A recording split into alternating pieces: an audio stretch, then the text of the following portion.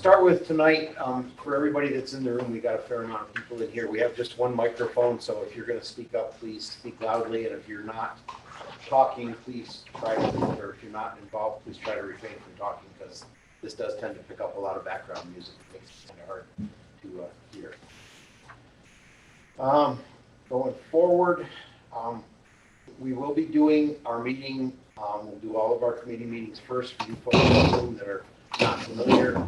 We will provide a period after our committee section is done for letters to the board and also for comments from residents. We will ask that we have a lot of people on Zoom tonight, so we will ask that you keep your comments to 2 minutes or less.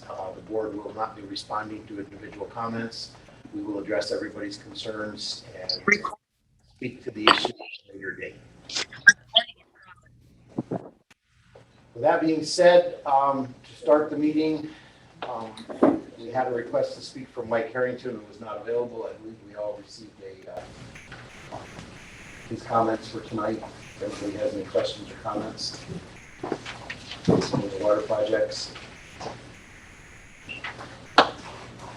Everybody's okay with that? Mike is on vacation this week, so that'd be great. Going forward, Chris Mattice, I know you're on here. Yes, I'm here. As the people from Grand Gorge know, we've been having some issues with our Grand Gorge water system lately. Within 2 weeks, we had two rather major water main breaks, one on a Sunday afternoon. But we think we've got the issue solved until the next one, I guess is the best way to put it. Some of our piping in Grand Gorge is very old and a little bit fragile, so we've had some issues lately. But we're doing our best to keep everybody informed. I'd like to thank Diane. She's worked really hard the last couple of weeks with reaching out to everybody when we've had issues. So it's worked out well. And the same thing for Alex and everybody else from LDDV who stepped in when Chris was on vacation to deal with the last one. So with that being said, I'll let you go ahead, Chris. Well, considering I was on vacation last week, I really didn't have much planned for tonight, but we are fixing leaks as they pop up. We are reordering parts as we go. We can't keep them on the shelf fast enough. We can't get them fast enough, but we are working with what we have. It's just a challenge. Every time something breaks, there's something else that pops up, and we're just chasing it. And we're doing the best we can. We apologize for having to turn water off at times, but that's the only way we can fix a leak on the main. I know residents have concerns about that. But it is what it is. I mean, when a leak comes, we have to fix it. There's no way around it. We will do our best going forward to see what we can do. Alec, I see you're here. Do you want to speak for a minute about some of the sewer issues? What's going on? Sure. So for briefly. For Roxbury sewer, we had flooding on Main Street on 18th July. The pump station had a lot of infiltration because of the manhole that was right there where the leak or where the flooding was. The pump station ran just fine. We contacted Grand Gorge wastewater plant. They needed any assistance with us bypassing. We didn't need to do that, so that was okay. We had some issues at some pump stations, remote pump stations by all those corners. We worked with Seaward equipment on those pump stations and kind of resolved every issue except for one pump station that we're still troubleshooting.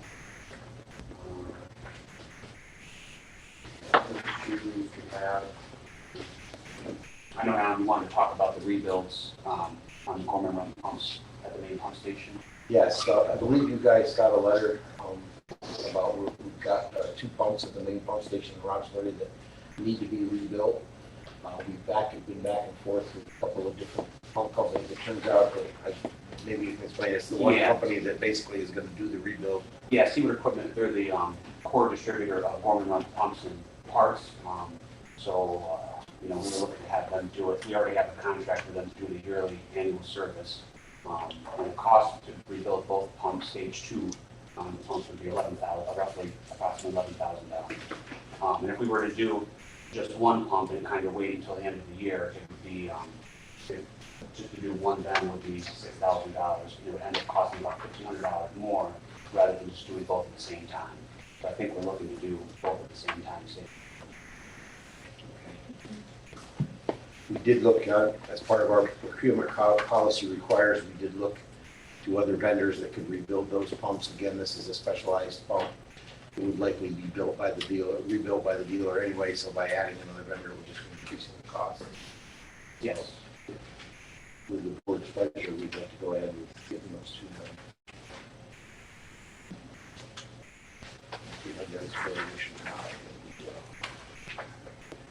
I'll make a motion. I'll second. All in favor? Aye. That's for both. Yeah. You had said you worked out, so you had funding in there to handle both of them. Yes, and if we do both, we'll have roughly about $1,500 left over in case we need. So we're not cutting our schedule short. Yes, yeah. As I said, it saves us money to be able to do both at the same time, so it makes sense. Moving forward, anything else that you had? Denver Sewer's, everything's been running okay there. We were able to rebuild a pump, not filtration unit number one, needed some work. We were able to do that in-house, so we didn't have to have any other company come in and do that. And other than that, our Denver Sewer's in pretty good shape. Okay. Anybody else have anything else on water and sewer? Talk about? I will say briefly, I appreciated all the help of the fire department and everyone. It's kind of a water issue. We had a main, for anybody that's not aware, we had a main culvert plug up a few weeks ago on a Sunday, which caused a fair amount of flooding in Main Street in Roxbury. It was due to one of the culverts that drains the Beagle Mountain stream going under Route 30 plugged due to some trees in there and some gravel, and caused us a fairly substantial flooding situation. We are working with Soil and Water Conservation and a few other groups to see if we can resolve some of those issues. Had a known issue there, the sizing of that culvert, and we're looking at ways and opportunities to hopefully fix it so it's right on a permanent fix. Other than that, that remains seeing where we go with that, so that's down the road a bit. Planning board, I think did we get a report from planning board? No. The only one thing I will briefly mention about the planning board, we have had several emails and letters concerning the Hughes Energy project here in Grand Gorge. We have posted on our website. They are at the stage, again, the lead agency for this project is the New York State DEC. And we have they are working on a public informational, actually 2 sessions, one here in Grand Gorge, I believe on the 27th, and another one in Prattsville on the 19th of August, where they will be doing, as part of their requirement for the seeker process with DEC, they will be a public information meeting held. The one in Grand Gorge will be held here in the Civic Center, and there will be one held in Prattsville also. These are not a public hearing as far as our Roxbury site plan review. That will come at a later date. This is to get through the seeker process with the DEC, which is the first part of this step. There will be a site plan review by our town planning board at some point down the line, but we need to get through this. They need to get through the steps with the DEC and the DEP as part of that process. So that'll be at some point in the future. So for anybody that's concerned, these hearings are not a public hearing based on whether the site should go through. It's more of a public informational meeting for the general public. So.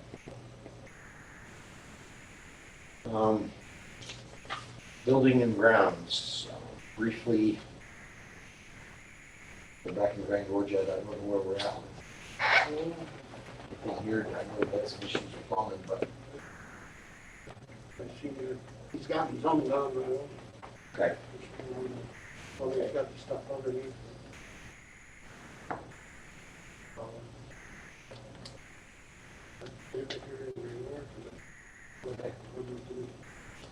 I'm going with the windows or whatever. Yeah, we're looking at some possible area.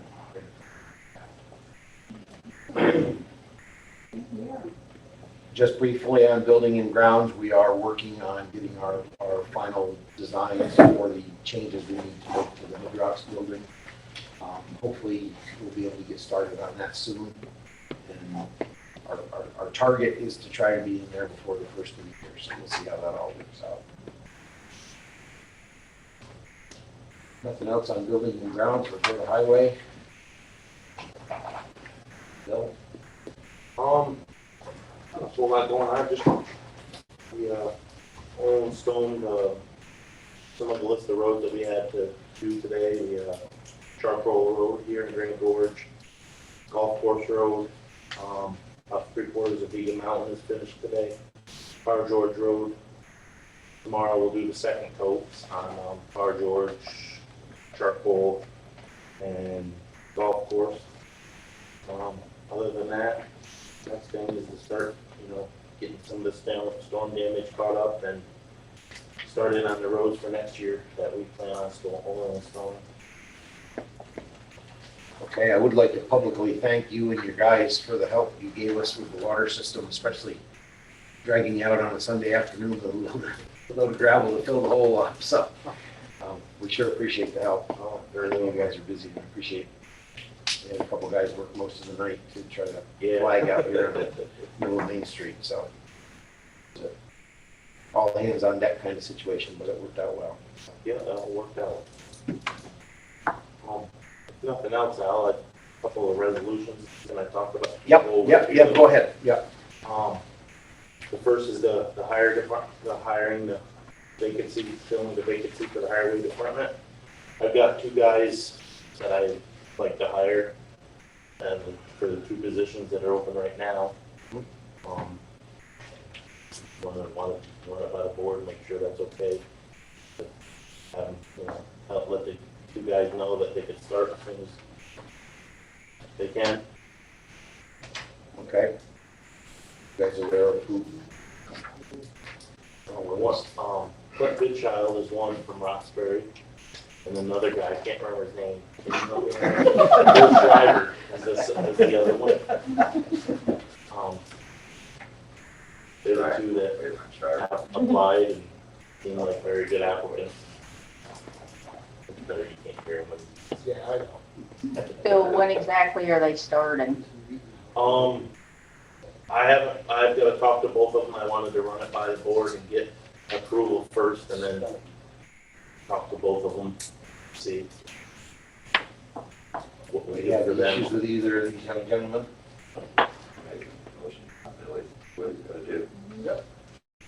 Guess we might as well do a resolution for that now. Yep.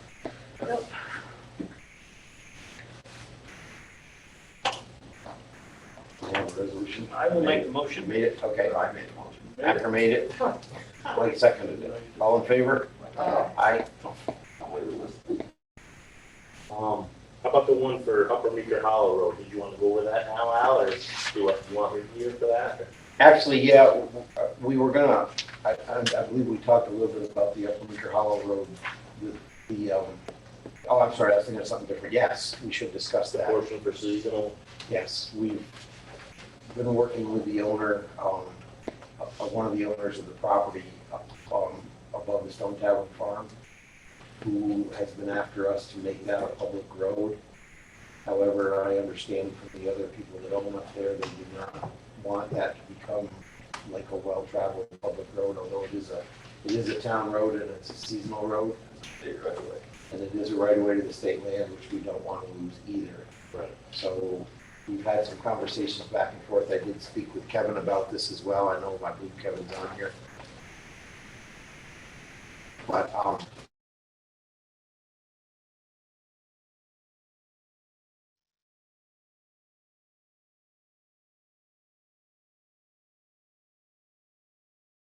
I think Martin Fowles up there has agreed, as long as he's got a caretaker there, he would be willing to plow at least up past the house wintertime at his own cost. So that's kind of where we're at with this. It's not totally resolved yet, but I just want you guys a heads up. I think it's your recommendation, Bill, that we turn this into a seasonal access road. Right. What Officially. we need to be no maintenance from December 1st to April 1st. That's the stone tower part. Correct. However, it would still remain the town road and a right of way for all the state land up there. So. Kevin, did you have anything you wanted to add to that? No. No. All right, you are on there. I want to make sure. Yeah. Okay. Anything else with highway at this point? One more thing now, the one-sided parking on the Bridge Street, County Route Did 41. you want to do a resolution on the seasonal road? Yes, yeah, we didn't need to do that. I'll make that. Okay, second? Second. All in favor? Aye. Aye, okay. Yes, we do need to speak. Did you want to go over that now, or?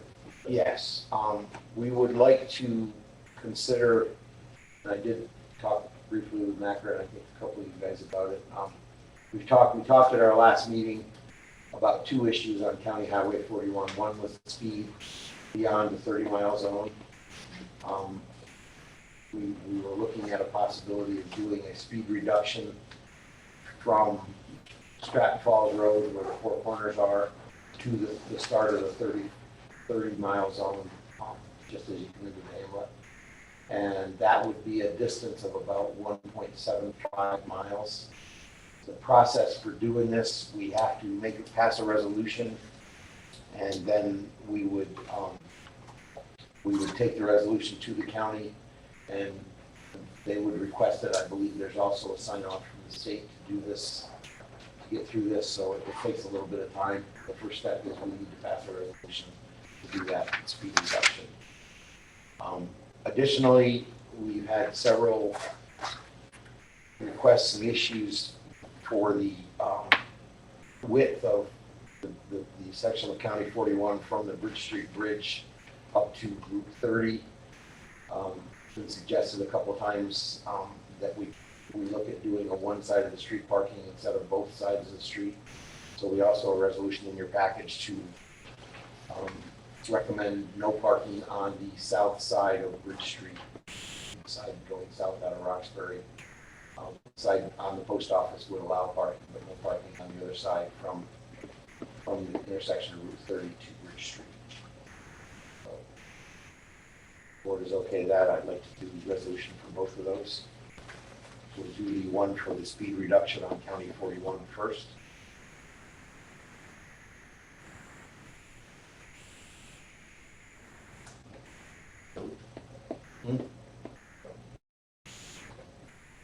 Okay. Somebody's gonna make a resolution on that? And table it? Yep. Table it indefinitely, so it stays at 55 miles an hour? Aye. Aye. Okay. And the next one is the resolution for one side of the street parking. Do we have a resolution for that, or is that tabled as well? Can I just add something to that, Al? Sure. Especially in the wintertime, it's very difficult to get a plow truck I agree. going up through there without. I'm just afraid one of the cars, especially if they don't park close to the curb. Sometimes we wait for people to come out of the post office to get a full lane to get up through there. It's difficult sometimes. Okay, so with that, do I have a resolution? Is there a resolution or a second for that? Resolution. Is there a second? Okay, all in favor? Aye. So that will be presented to the county highway for approval as far as the one side of the street parking goes. Whatever happened to the one in Denver, that's still not there. I have not heard any more about that. I know it had gone to the state. It's been over a year now. It should have been approved by now, but I've not heard that it has. I haven't noticed a sign up there yet, so I assume they haven't gotten It hasn't been a year.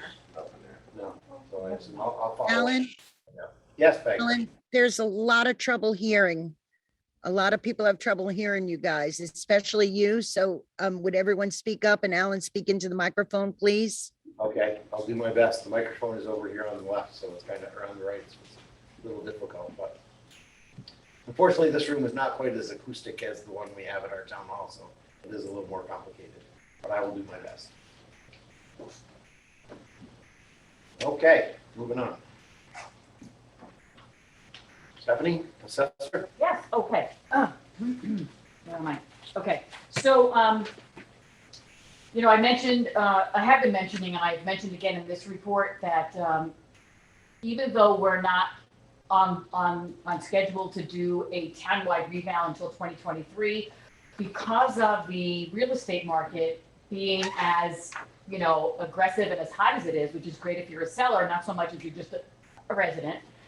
So we went ahead and we ordered utility advisory appraisal reports from Albany, and that just means that we're covering our bets. So as we get our numbers later in the year from Albany, which tells us basically how our ratios look, which will then determine what our level of assessment and equalization rate will be, we'll be talking to you about whether or not we should do an update in 2022 or in 2023. So we're just making sure that we can, we're lining stuff up. And then, of course, my usual report on the building spree without permits.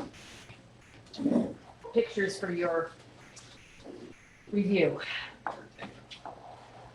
We have had a lot of them lately, and We have. Tommy's been working through it as well. If you're gonna build something, you need a permit. It's very simple in most cases. How much are the building permits?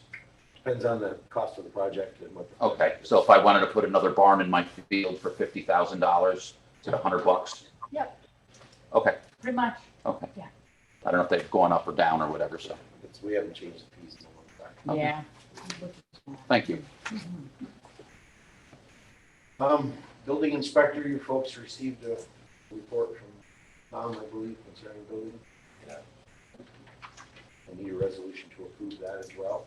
That'll be on with the other. Yeah, that would be all right. Peg, community resources, I know you have a few things to discuss tonight. You are also muted.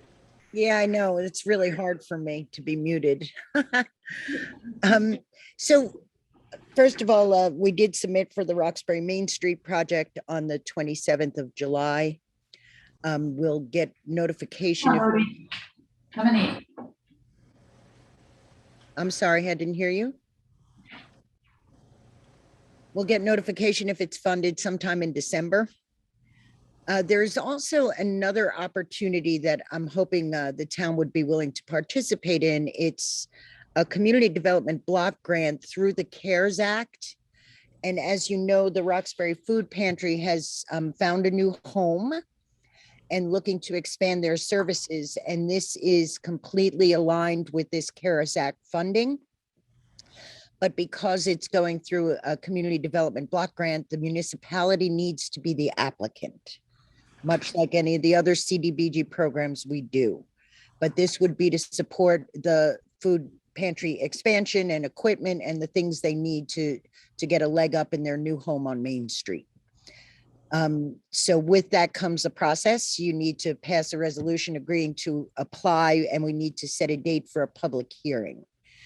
The food pantry is very anxious to get moving. Greg and Dawn Schultes are managing it, and they've certainly seen an increase in participation since COVID hit, and that's why this is so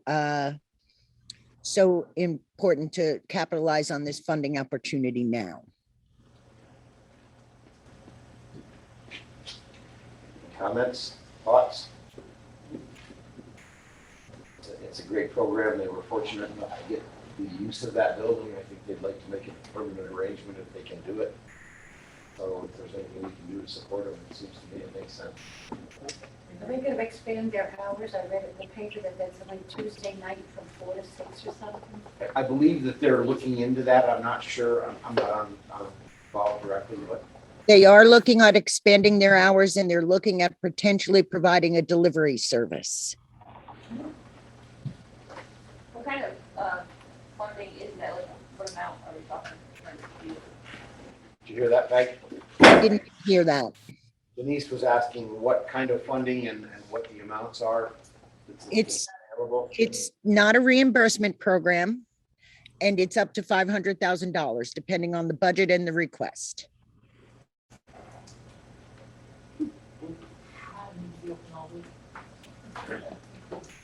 Can't get volunteers to do anything.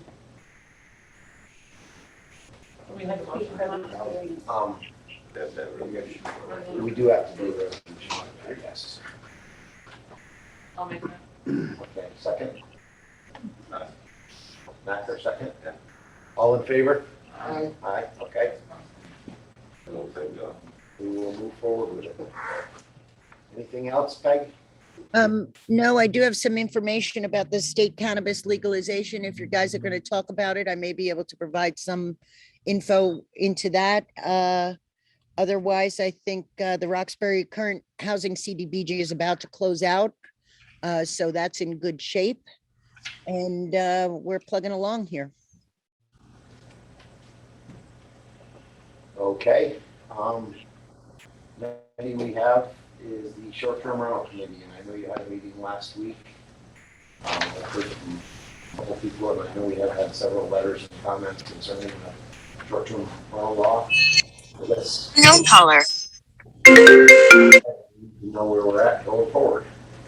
Yeah, so we had another meeting. I compiled all the comments and put all of them, kind of grouped them into the application process, different buckets. And what we ended up deciding was there really isn't much we can do without knowing who's going to enforce it, how we can enforce it. So I think that's something that the board we have to figure out before we put any more time into it.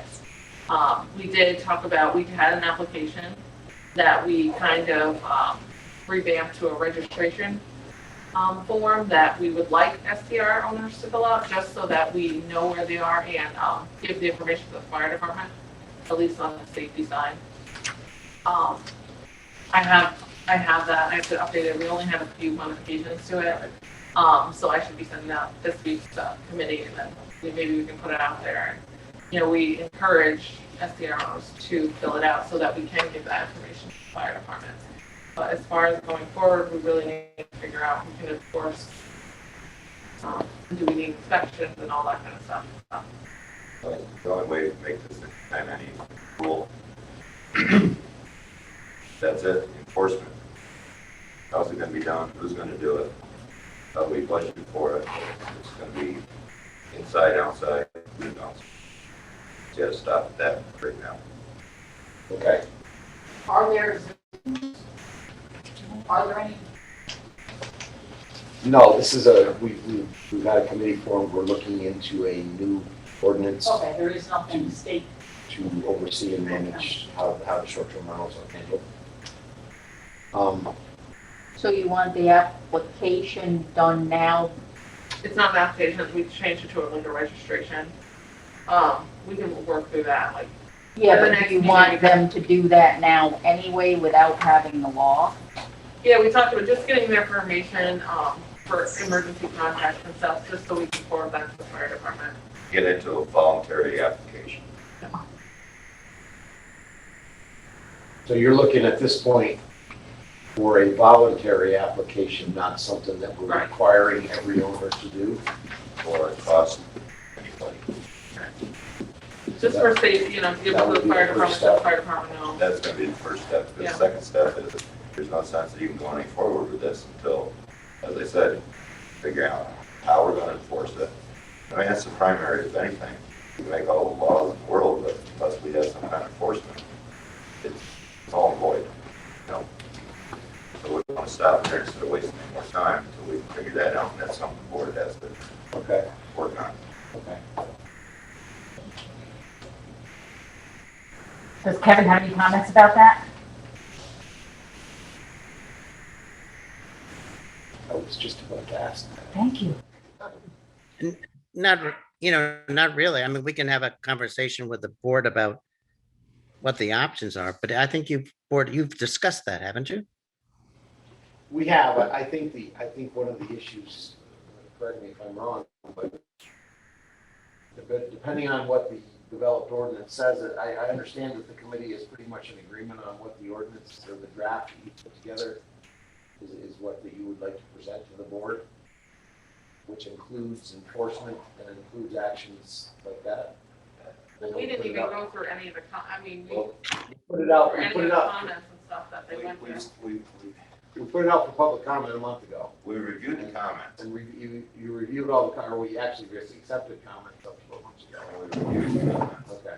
And after. Macker, I'm Yeah. sorry to interrupt. We can't hear you very I have well. a mask on. Oh, I okay. will speak louder. What we really looked into is all the comments were awesome.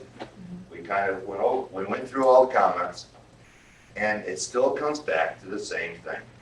We can't go forward unless we know who or how we're going to enforce this. It doesn't make sense to keep going and creating waves with people until we have the basics down first. And that was my theory, and that's what we agreed on. Yeah, everybody. Okay. You know, until we can do that, because right now it's just the same thing. We can't even get building permits under control. So how are we gonna make any more rules and regulations and try to collect fees without anybody doing it? Okay. And I'm not gonna put the weight, we don't wanna put the weight on Diane. You know, maybe Stephanie, but. So people can start filling out this registration now? We haven't even finalized it yet. Next month we'll have better process for what we're gonna do with that. Let's just say that. We'll send it out to the committee. We'll make sure.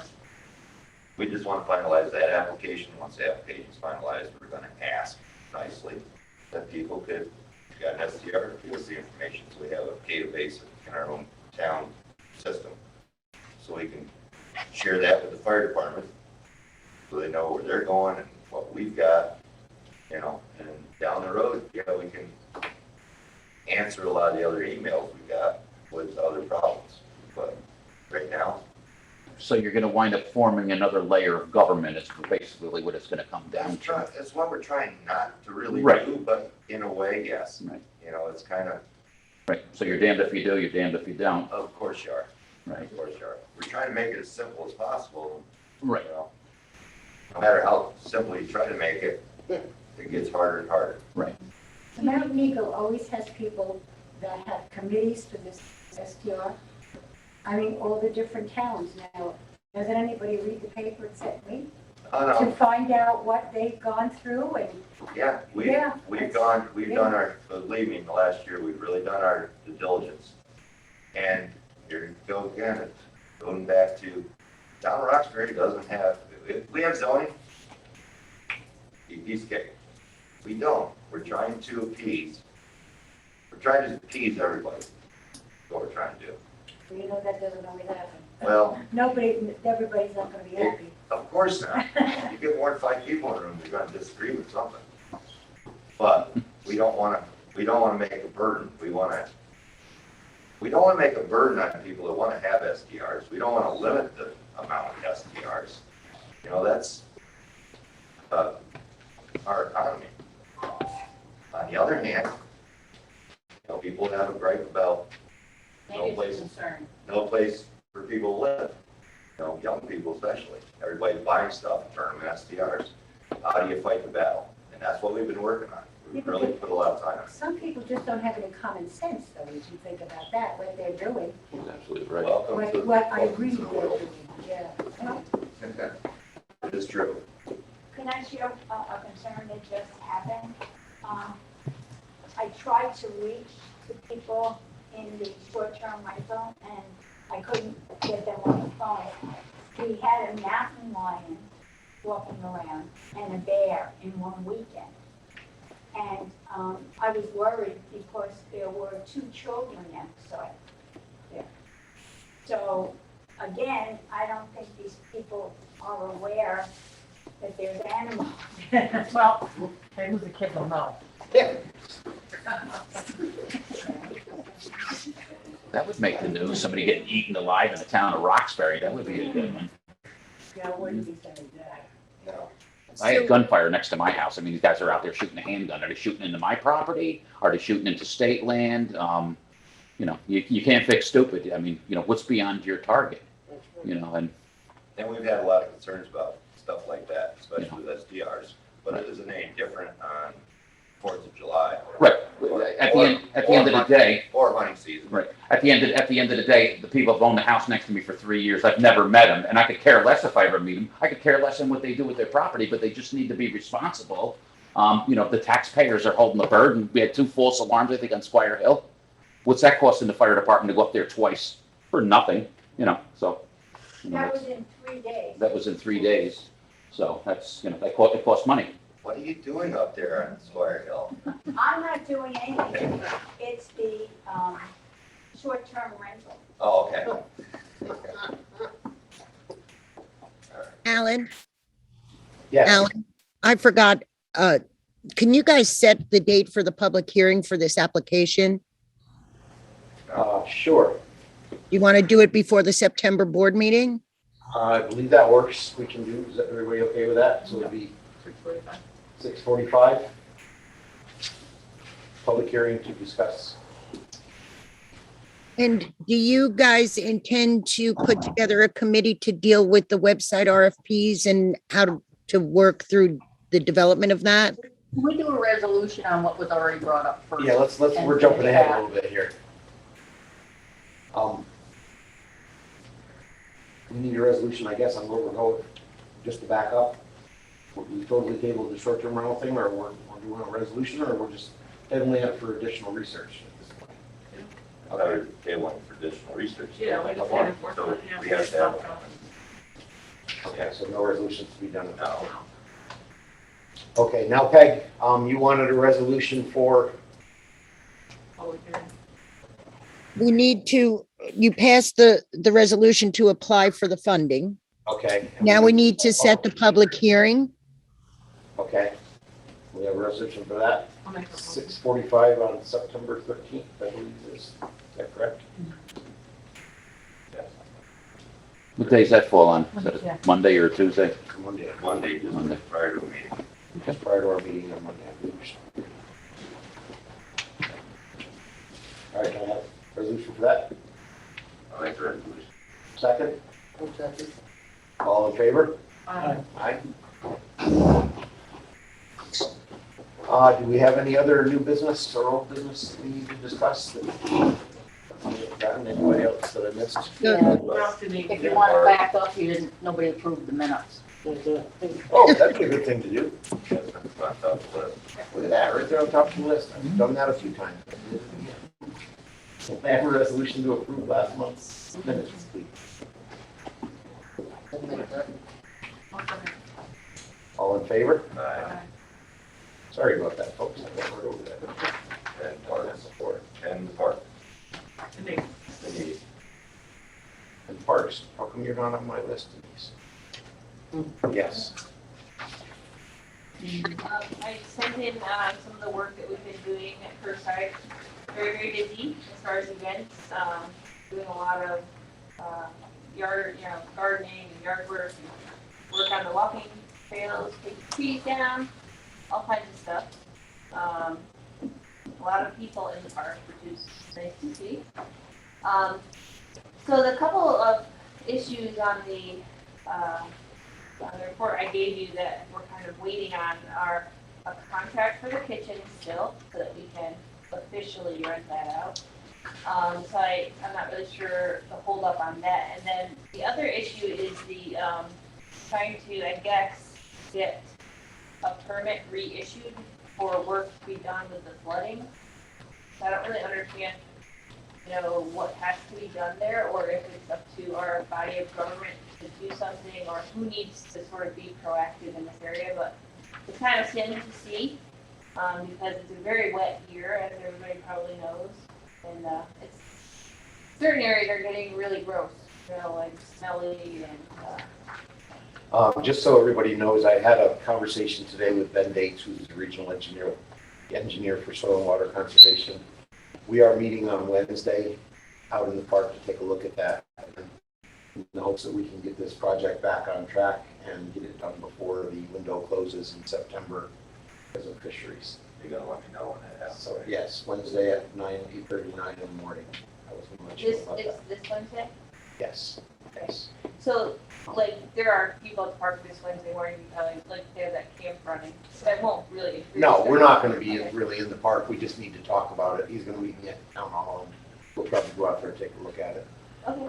But just to back up, or to refresh people's memory, we had a permit in place last year through the DEC and Soil and Water Conservation to do some of the restoration work in the stream, to try to clean some of the stream out, to hopefully control some of the flooding on that.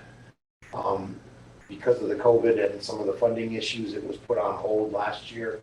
However, according to the Soil and Water Conservation, they feel that they can get that back active again this year and try to get at least a portion of it done before we get shut down for working in the streams, which is the middle or end of September. So that's in the works now, and as I say, that's as of a conversation with them today. So, Macker, I'd love to have you if you're available. I want to be there, so show back. So you can let back I want to choke them Yeah, so like, because some of the trees that are gonna need to come down are on the other side of the field, it's absolutely too wet to even get out there right now. Right, I know. But we're trying to do the one we can. I did want to thank you also for having Jim help with some of the Oh, yeah, that's fine. pruning and clearing. That was great. It'll make a great ice skating rink this winter. I think so. So, And all kinds of tropical. Start having goldfish out there soon. Peg, did you have something? I'm sorry. yeah, is the website under new business? Are you going to discuss that tonight? Yeah, we're going to discuss it in just a minute. Okay. What's going on with the application? Kevin has the application for the kitchen, right? Yeah, he's got the contract. The Yeah, contract. we have, I got a comment back from Kevin. You said, Kevin, you're on here. You're okay with that? It's just a matter of us setting the fees, correct? That's what I said. Yep. Okay. So did he send us a contract? Or- You reviewed the most recent contact, correct? I reviewed the most yeah, I thought He doesn't have it, I guess, is what I'm trying to get at. I mean, I have an old one that they had worked on over 3 years ago, I think, but, 2 years ago. Mike, can you shed any light on that? I know you worked before Denise was involved a couple of years ago on a application and contract for use of that kitchen. so. I thought we had one. I mean, I'm not really on board. So Kevin, the first contract that you had sent us, the draft, was designed for a shared commercial kitchen space in New York City. And so Denise has been working on something a little bit more adequately tailored for what this kitchen was designed to do. And she sent that off to you. Denise, correct me if I'm wrong. It was sent off to Kevin's office for review, and I don't think anyone's heard back from that.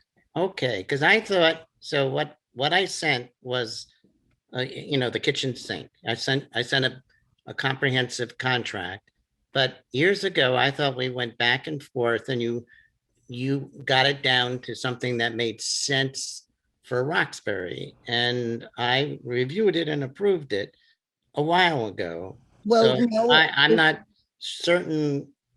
I mean, my understanding was that it was done, that you were satisfied with what contract you had. So you're not satisfied with that contract now? I think Denise met with the park committee from the board to go over it and then sent you that final draft because there was some edits and amendments. And Okay, so that's in your inbox, somewhere in the abyss of your email. and I think I wrote back, I thought I wrote back that it was fine and you needed to set the fees. Did you send that to Denise? Whoever sent it to me, I guess I would have replied. Alan, you got it, right? I don't know. I'd have to look back and see. I don't recall. Wasn't that what, but that's what you just said A earlier. while ago. So I know before I was involved at all, there was a very large contract, multiple pages, which I think got vetoed. And then there was a smaller contract as well. Still, we're talking a couple of years back, before my time. But most recently, I sat down with Mike and Dee, and we sort of laid out the 3 scenarios that we would be using the kitchen for and what what would be the requirements for that. And that is what we sort of need laid out in the correct, legal format in order to get a contract. And then, yes, once that's laid out, we can change the fees as we need to. But I have never heard a reply that I'm aware of, unless someone else has done. Well, I guess, Kevin, can you get us, or Denise, somebody get us the latest draft, and we'll let Dee and Mike, who are the committee for Crookside, you can go through it and decide what it is. And then we'll figure out the fees with some suggestions, and we'll go forward. Denise, why don't you send Kevin that last incarnation? I will. And then it will be. Let's follow it up with a phone call because there's a lot of confusion. Okay, so That would- don't just send me an email. Follow up with a phone call. Okay, Denise, so I think you're supposed to send Kevin an email and then call him to say he's got an email. Is that it, Kevin? No, I want to find out what it is. I thought the contract was done and we had worked out the contract. If you are rethinking the contract, I'm not part of that rethinking. So you need to explain to me what it is that you want me to do. So we did have a conference call on Zoom, Peg and you and I. It might have been February-ish. Yes.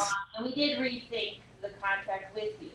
And so then after that is when I met with Mike and Dee, myself, Peg one more time. And then I sent you the notes from that. But I will email all of it to you again. And then call him. Okay. Well, let me know what you want me to do, okay? I'm sorry, but you have to let me know what it is you want me to do. All right. Thank you. Okay, anything else for the park with Denise? Are we good with that? What about the cameras? Get rid of the cameras? I can mention, we did meet with Country Home Security. I was gonna cover this a little bit under new business, but you're gonna add one camera to the kitchen, correct, Denise? Right. And we got a proposal, you guys have a copy of that. We might as well, we're in new business anyway now. We are also, we've discussed it previously a few times, but I had them give me a quote for cameras as well at the transfer station. And when I met with them up there, it like it worked out that we needed 3 cameras. So that quote also includes cameras and the order for the transfer station.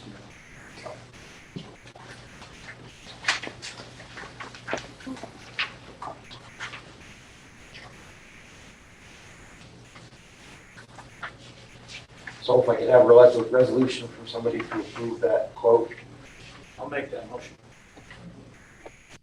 There's a little bit of a lead time getting those cameras, but they thought they could get installed in a couple weeks, I think. So the cameras, they just install the cameras and there's no other fees for that? Well, what it is they're gonna use, in the transfer station, it's gonna be a wireless camera system. The set comes with actually 4 cameras and a recorder. So we're gonna use the cameras and the recorder, 3 of the cameras and the recorder there. The other camera will be compatible with the system we have in the park. So that camera will be used in the kitchen. So it's gonna be one setup that we're buying. The way it works. I'll make that. Second, I'll second it. all in favor? Aye. Okay, anything else under the new business that I forgot to mention? I have a couple letters that we need to talk about. Kevin, yes. Can we talk to it? Sure, Okay. sure. Yeah. You want to set it up for? Yeah, I think you're aware, we've been back and forth with the water line from the water reservoir down to Eagle Mountain. And Kevin and I met last week. Lamont has been up there a couple of times. We had a survey, determined where the water main is going to be. We did come up with a valve just below the reservoir, which can be closed off, we think. That's going to be up to Vermont. We're working on that part. But Kevin has been working with Hubbles to come up with a quote to do the changes around his house, to do that water line. The person that would be part of the town would be repairing that valve. To do that, the rest would be part of Kevin's expense for his change around his house. It looks like the portion that, because of our ongoing water project, since that's a valve, it's a main valve, we can probably get that covered through the project grant that we have right now for the portion that happens. The rest of the changes would be basically adding pipe. You should have a design or drawing there. Paperwork. Show road. They're gonna change the whole line anyway. Well, that's been in the works, but again, that's probably a few years out, or at least a year out anyway, so this is kind of a temporary fix in the event we do get to the point where we can redo that water line and bring it out to the road and down. That's still an option. But, and I think basically from my conversation with you, Kevin, you really didn't want to wait quite that long. Yeah, it's, I will start, I got a suitcase under two in a house that has like one door, so, we're trying to expand a little bit. I didn't know where to go and purchase it at the back where the road is, so. I'm gonna cover all the expenses on that part of it, so, I got that first out, running out of time in space. The sooner the better. So, that being said, we need a resolution allowing Kevin to go forward with this project. I make the resolution.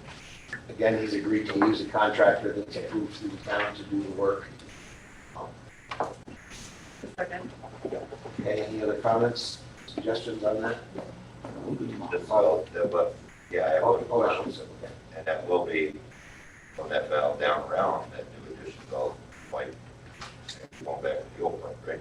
Yes, it'll be the section around there will be new pipe.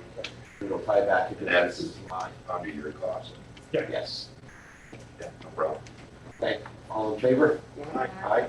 Okay. Thank you. Okay, moving on. Joe, you had I know you're here for Community Action Group concerning Christmas wreaths.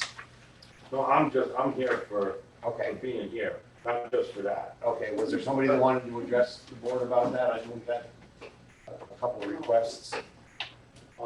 Well, Nancy is the one who put the letter together. Okay. She thought it would be a good idea to ask the board for a donation. One of the things that we're looking to do is, spruce up our Christmas wreaths and do the conversion from standard bulbs to LED bulbs for a number of reasons. And we're also, the electrical connections on the poles themselves, some of them, about 6 of them, are the way they should be.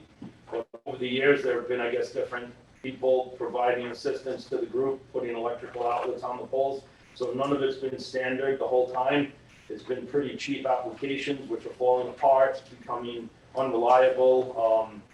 And the photo cells also need to be changed. So given that the Community Action Group does not do as much as they used to, and then of course also under COVID, the means of fundraising has become a challenge to the group.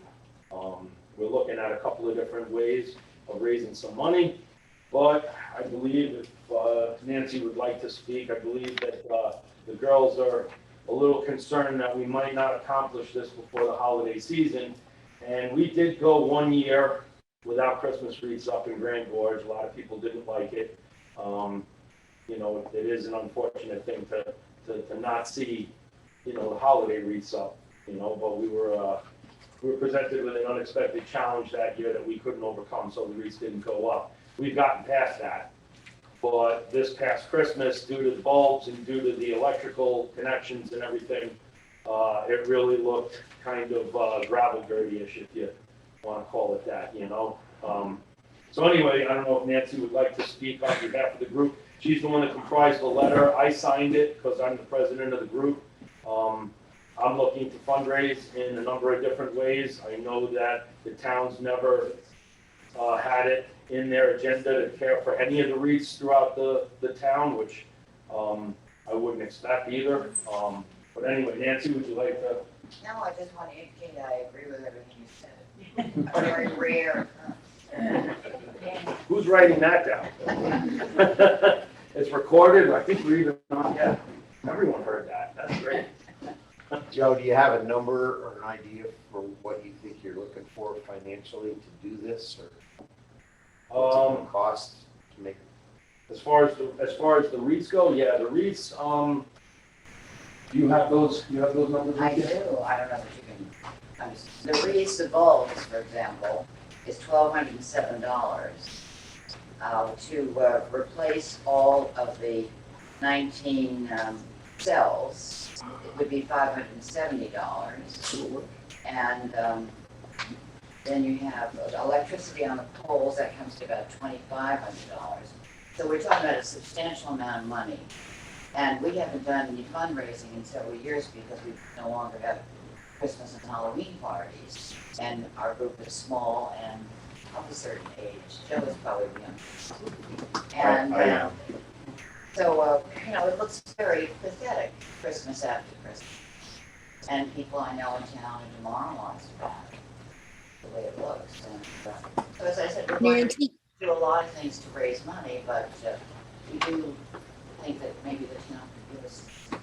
I would say, being the originator of the community action group, that those groups have to be 20 years old. And we did buy them with our own money with fundraising. Yeah. So I don't think the town has been asked before. No, the company that we got the wreaths from, they still can't believe that we actually have them in working order, but Yeah, we take very I good care did of explain to them that we keep them indoors and that once a year we have a repair workshop where we hang them up, plug them in, and we clean them up. We tend to the bows and the bulbs and the electrical connections the best that we can. We've done that consistently every year, even the year that they didn't go up. One of the problems that we've had too is the telephone pole changes. They remove a pole and put a new pole in, and everything on that pole seems to just disappear. So we've actually lost some of our property because they took the poles away and didn't take anything off the pole and leave it there. So I think we've lost about at least two, maybe three complete electrical applications for the wreaths to plug into. Okay. Nancy and Joe, it's Peg. Is it worth starting with an application to O'Connor? I'm happy to write it. Yeah, That would be great. absolutely. They've been to us in the past. Okay, I'll put it in for September 1 for $5,000. And you have up to 3 years to meet the match, whether that comes from fundraising or the town jumps in, whatever. But I can start there for you if that's helpful. Yeah, that's excellent. Thank you, Peg. Yes, thank you. Okay. Does the board have anything else to talk about that? In the meantime, should we get a donation from the board? Oh, Key is, Kevin, can you speak to that? Are we, I know we went through this in the discussions we had with the recreation center in Margaretville. And we ended up not being able to do a direct donation. We had to do it as a funded project or a funded community service. Is that true? But you're funding, at this point, you're funding decorations in the town of Roxbury, right? Yes. Yeah, I don't think there's any problem with that. Okay, all right, that's my question. What's the pleasure for the board? Would you like to do something now, or you'd like to look into it a little more? This doesn't have anything to do with like with the Rotary. So Roxbury is Roxbury. Roxbury was always done by the Rotary, and they actually approached us that they did not want to do it this year. It turns out in Roxbury, the fire department is picking up that project, so it's not the board. Does it make sense for the town to commit X amount of dollars to both the decorations in Grand Gorge and the decorations in Roxbury? How are those decorations for Roxbury? Do I need that too? Everybody. What was that, Dee? They're a little better off than us, but I'm sure that they could use. They could use some love.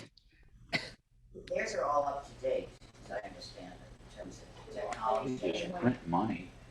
Just print money and give it away. Oh, my. So what's the board's thoughts? Somebody's got a hand up back there. Oh, I'm sorry, I can see that. Hi, I'm Linda Michelson, and I was secretary for many years. I'm just Okay. a member now. But we are hoping that Roxbury can help us with this. We are going to fundraise, but we don't know how that's going to go. So to not have the wreaths up working correctly is a disappointment. Yeah, I agree.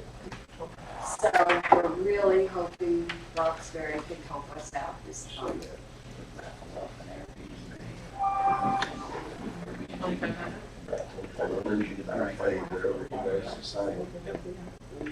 Make that an if you're gonna do that. Yeah. There's something to do. We get their ass over there. Like we did down there. Help out. Yeah. Do a both, for both. Do it for both. I have no problem doing mine. Okay. What's fair for one town, is fair for both. Yep, that makes sense. So the resolution would be to do a donation to the Roxbury Community Action Group and, Grand Gorge. Grand Gorge Community Action Group, and also the same donation to the Roxbury Fire Department for use to upgrade both towns' wreaths in the hopes that possibly we can get some additional grant funding as well through O'Connor. I would like to make that resolution, but I think we should hold that resolution till next month and do some research. See if we can get maybe the fire department up here on a little bit more board, help you guys out and see what Roxbury really needs, so we wouldn't have to take away from what you need. Exactly, yeah. I think that's the fairest way to do it. Sure. I mean, if you're in dire straits, God bless the great, yeah, here he goes. But, fair is fair to both sides of the boat. The one problem that we do have, if we wait too long trying to get what we need, shipping is really backed up wherever. So we're not even sure. So the longer we hold off, And then figure out what's going on after that. we need time. Yeah, Yeah, I don't know what the lead time is on that. yeah, we then need to get more. It's tricky. It's tricky. It's bad. We need 13 electrical applications to be replaced. And my supply house only had 2 of those applications in stock. And not even complete applications, just the main part. So I don't know what that's gonna affect, even if we wind up with this money miraculously by this weekend. There's still no guarantee, so they are right, the sooner we act on this, the better. So what was the cost? What was the cost between the wreaths and your power application? It was about 4,000 and change. Yeah, 42.67 plus shipping. Well, shipping on the bulbs, I don't know what they're gonna charge us, but the company's gonna charge us for shipping on the bulbs, but that's based on our order. We have to have the equipment in order to request the electric company to do the work, so there are delays all the way along the line, and we don't want to have another Christmas. So the electric company's charging it too? No, they're not charging us. When it comes to doing the work that needs to be done, it entails with tying into the existing lighting, street lighting that's on the pole. Right. That's where all the wreaths go. And someone like myself is not allowed to go beyond a certain height on the pole, and that's where those connections are. I can do those connections, but I'm not allowed to do those connections. Right, I understand that. So, what I have to do is I have to call up as the president of the community action group and use the address of the civic center, because there always has to be a physical address attached to a work order number. And through the community action group, I can request the NICEAG appointment to get together with a lineman, a set of linemen in a truck, and go around and repair what needs to be repaired, replace what needs to be replaced, get everything worked up and hooked up properly. One of those examples is actually right out in front. They left our stuff on the pole because the telephone company hasn't taken it yet, but if the telephone company gets there before we do, they're gonna take that pole, attach everything on the new pole, and our stuff will be gone. Now, I don't care about that because that's an old application that we don't want to keep. So it's an example that we don't need to worry about, but that's one of the battles that we've been, up against and having. So how much do you need right now, I guess? 4,000? We have a limited budget. We're putting in about $1,000 of our own money, the money that we've had established over the years. and have ordered some stuff would be the absolutely essential, right? Yeah. And we're covering that, and we don't know how much we're gonna get from donations. To do an ideal upgrade would cost $4,300. Yeah. So I'm not worried about the poles. They have them in stock and they're ready to ship them to us whenever we're ready for them. I believe on 25. I believe on 2,500. And you can get out through these businesses. You got a lot of businesses, Grand Gorge. Oh, absolutely, yeah. We have a couple of fundraising ideas involved. If you want, Macker, I don't know who's really in charge of the wreaths over there, but I could get together with whoever is. And if there's anything that the Roxbury wreaths need, we would be wise to just do it all at once and get them all at once. So if any bulbs that you guys need, we could make it a part of our order. If there's any electrical stuff that you guys need, I don't think you're in that position. Because that looks very neat and tidy on those poles. I don't think we're in that bad position today. You know, just as I said earlier, fairness is fairness. I have no problem if you guys are dire straits, you need to get fixed. Yeah. Okay, so I have no problem with the 2,500. Yeah. But if you're doing the 2,500 and you want the same to go to Roxbury, then you're doing 5,000? I don't know if I have to do Don't 5,000. do Roxbury. Well, you said you wanted the same to go to Roxbury. Well, we don't really need to. Unless you So want to go Roxbury's, Go ahead, Peg. Roxbury's reeds are in pretty poor condition. I'm not saying they're as bad as Grand Gorge. So I'm just saying that they're not in great shape. They're old. They haven't been replaced in years either.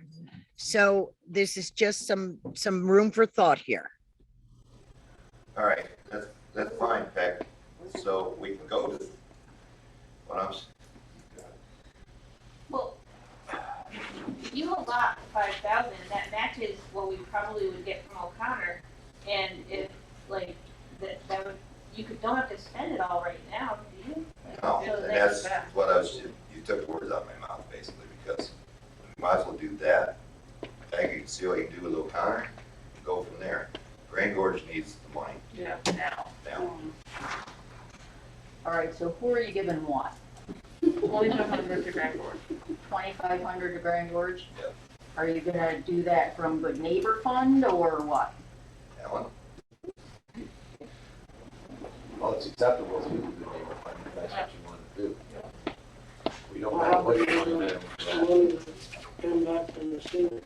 That I'm, again, we'll talk about that briefly, but we did get the money in. Again, we're still waiting on what we can and can't use it for and things like that. So we basically opened it and put it in an account. We're looking into what, as we all know, there's been a lot of discrepancy back and forth about how and what this can be used for.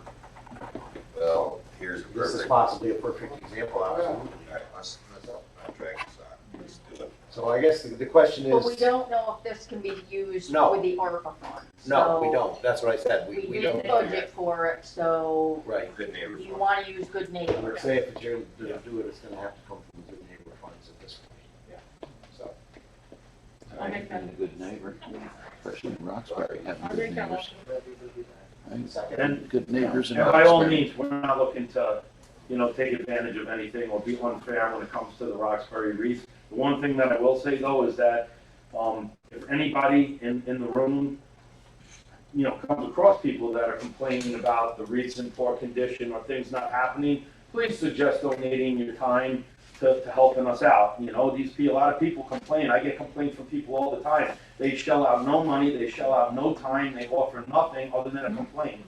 And I know I'm preaching to the choir in this room, but that the opportunity is there to either put them in their place or get something out of them. Either sign up and donate your time, or donate some money, or Put up you and know. shut up. And we're all very grateful for your donation. Yes. Makes all the difference in the world. Okay, so the resolution is for $2,500 to the Grand Gorge Community Action Group at this point for the purpose of wreaths. Yes. So we have a resolution, we have a second. Second. All in favor? Aye. Aye. I forgot to mention during the park report, sorry.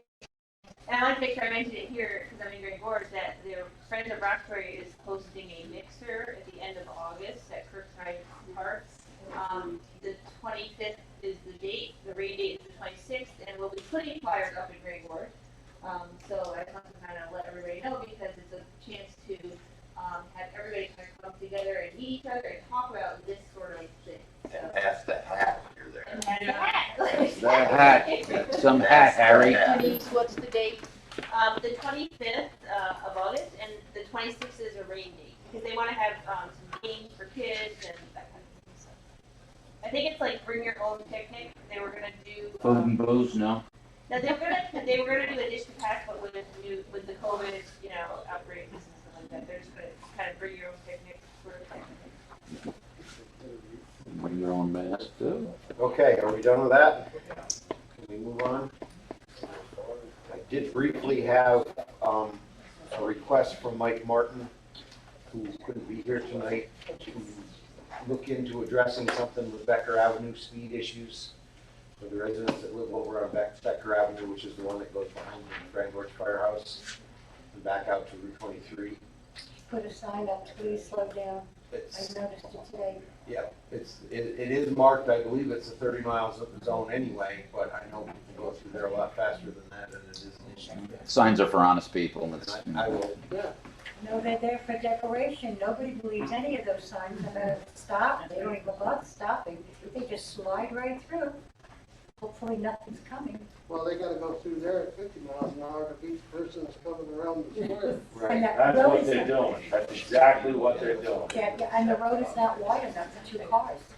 Because I when you don't come know, with is a there pickup truck any comes in, that's possible that you could kind of halfway through it, make it a dead end? it's a town road, I would assume we'd have to get probably permission from the state After to do reading that. Mike's thing today and everything, I was sitting there looking at it and everything. And you know where the telephone company is or something? You could do something maybe there, so it doesn't interfere with the fire department. I don't know whether they use the exit going on to 23. That's the only thing. But most of their trucks go out on 30. If it was a half and half, Yes. The only thing that's gonna slow that traffic down is speed bumps. I think That's I it. got the big S turn. Ambulance exits are. you know, I don't know whether. The only thing that's gonna work are speed bumps. If you make it a dead end, it's a dead end and you can't go through, but unless you put speed bumps up, anybody that's looking, like you said, to beat the line of cars around the square, they're gonna try to cut through that as fast as they can so that they're not behind all those We vehicles. talked about speed bumps and they're illegal. Yeah. On a public highway. This goes back many years, I remember this many years ago, we've had this discussion many times about that. Dwayne Ferguson had the state or whoever it is, with the saying how many cars go through there at all. What was that, a couple, 3-4 years ago? Yeah, whatever. Because he had it in the town board meeting. Well, I think at this point, I would suggest we look into it a little farther with what we can do legally there. Possibly check with the county and the state and see if there is something that can be done. You know, like you said, signs are not. you can't teach consciousness. People have to be conscious of what they're doing, and that's out the window. It all starts with the That's parenting, what they're basically. doing. That's the biggest thing is they're You'll coming have to around. look back in those speed bumps, I'm telling you. That, I think Hey, Alan, it's Mike. Oh, you are on here, okay, Mike. Yeah, I got back from the other meeting. I'm on my cell phone. But I was just wondering, is it possible, like on some county and state roads, they have on the edge, the machine that imprints the little rumble strips? I think just make potholes. Again, I can't answer that, Mike. As I said, I think what we need to do is look into a little bit further what can be done there. Because again, it's even though I believe it's a town road, as far as I understand. Yep, yeah, it is. Any changes as far as speed limit or access or anything like that, I believe have to go through the county and the state. So it's a little bit more of a complicated process than just us making the decision. So. Okay. Yep, just long as we're thinking about it, that's all. table it at this point and we'll move on and look a little further about what we can do. Do we have any other old or new business we need to discuss? Anybody? Any old or new business that we need to talk about? We did have several letters. We've had a good month of letter writing for several different issues. I do want to, I have Kevin on here. I believe Peg also wanted to say a few words about it. We've had a lot of interest in letters and questions concerning the cannabis law opt-out, opt-in situation. And I did ask Kevin, our attorney, to speak to this briefly, along with, I believe, Peg, you had a couple of things concerning the Southern Tier Regional and some of the state sides of this, about where we're going with this. Again, I want to reiterate to everybody that's on the Zoom or here, we have not made any decisions as a board as to which way we're going with this. We are looking at what the consequences and options are for both sides. I've got a lot of comments both ways. As far as I'm concerned on the board, and I'm only one vote of 5, so I'm not sure where the rest of the board feels on this, but as far as I understand it, we're still kind of in the fact-finding phase to decide which way we're going to go with this. Kevin, do you want to briefly explain what you've got, or is Lindsay, you're one of them on there that wants to talk about this?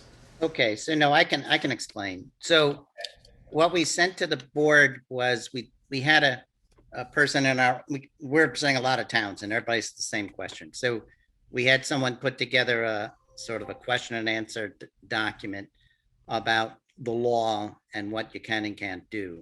And then we put together a draft. If you want to opt out, you have to opt out through a local law. And if you're going to adopt a local law, you have to adopt it prior to December 31st. And, if you're going to adopt a local law, you got to first accept it as something you want to consider and schedule a public hearing, and then hold the public hearing and then pass it. So your time is somewhat limited. So we put together a proposed local law if you want to opt out. The opt out means that you're not going to allow a dispensary within the town, or you're not going to allow a place where people come and and smoke, like in a restaurant or something like that. And if you do opt out, you can always opt back in. If you don't opt out, then you're in. You can never opt out. If you do opt out, there's you don't participate in the sales tax from the cannabis sales. So there is a downside, monetary downside to opting out. Again, though, you could opt out. You can opt back in. Some towns are thinking, well, let's see how it develops, and then if we know more about what we're getting into, we can opt in later. That's just what some towns are thinking. So we don't recommend one thing or the other. We're just trying to give the board the information. So I can add some information to that if it's helpful and you'd like me to. Go ahead, Peggy. So this will be managed by the Office of Cannabis Management under the State Liquor Authority. So it will be administered and licensed very similar to liquor licenses. But I can tell you that the state is determining a number of licenses that they will grant. So the disadvantage of opting out and then opting in later is the folks that opt in the beginning and have license applications in their town, they will be looked at. So there's a possibility that even if you opt in later, that there's not going to be an available license for an entrepreneur in your community.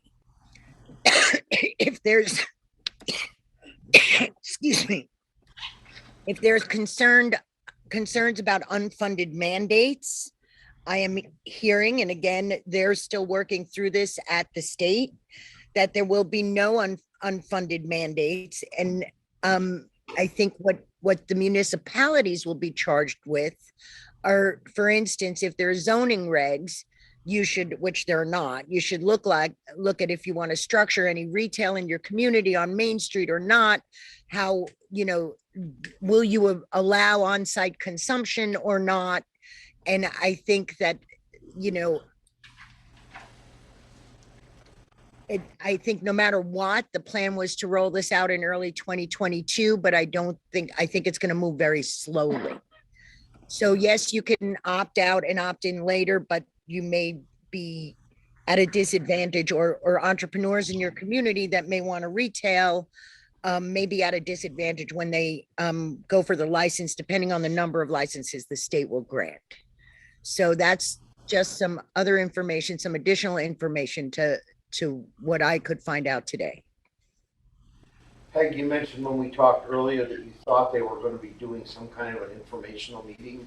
They are. The folks at the Office of Cannabis Management are putting together some a traveling show, so to speak, and they're planning one for Delaware County. As soon as anyone hears a date, I hope I can stay on the radar here and get you guys info when they actually plan to do that. But they're putting a calendar together now to go out and do some informational meetings. Does anybody on board have anything more that they'd like to add to that at this point? I'd like to know, so if you opt in, who has say if somebody wanted to build a dispensary? Does that go through the town? They would come to us to get a license, or would it go through the town? No, they have to go through the state Office of Cannabis Management. Much like when somebody applies for a liquor license, it still goes before the town for review.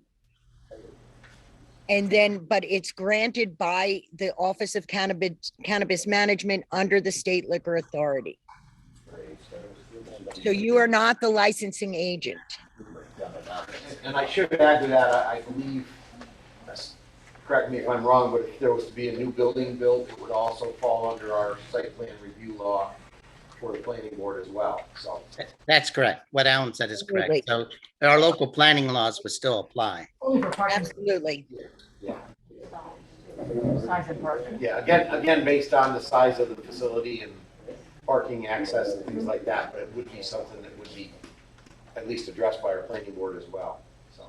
Well, I also think that you need to consider the opportunity more than the larger dispensaries, the opportunity for entrepreneurial retail of cannabis or edibles. So, this could be an opportunity for some entrepreneurial economic development. Just saying, not saying yes or no either way, just putting it out there. Okay, and again, we're not making a decision, we're making any Use the opportunity to create another problem. decisions on this tonight, but if anybody has any other comments. Could I just say that from all the information, it costs between $1 and $2 million for startup fees. So I don't know what entrepreneur has that money. It's big business from out of state, from all different places.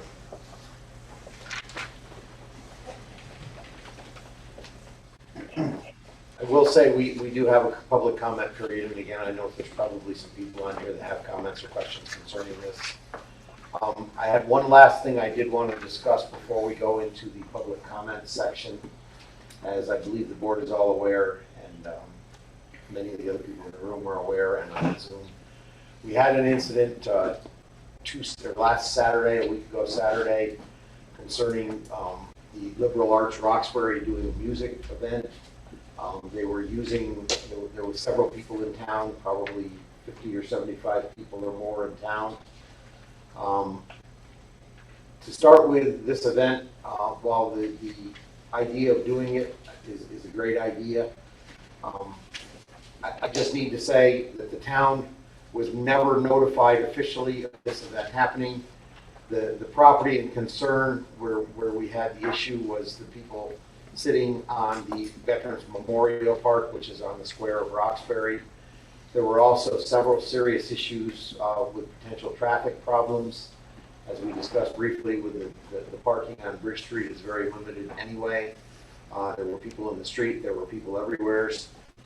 I do want to say that that particular property is also a state-owned property. It's under the state DOT because it is a state of DOT right-of-way.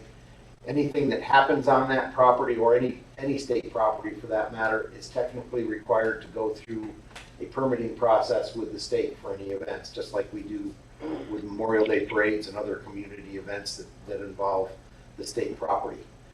So with that being said, I think at this point, I know there was a lot of comments concerning how our constable handled the issue.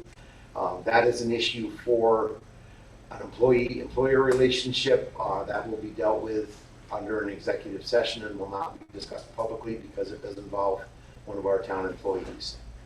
But with that being said, unless anybody else on the board has any questions or comments concerning that, I'm going to open up the meeting to public comment, and we will go.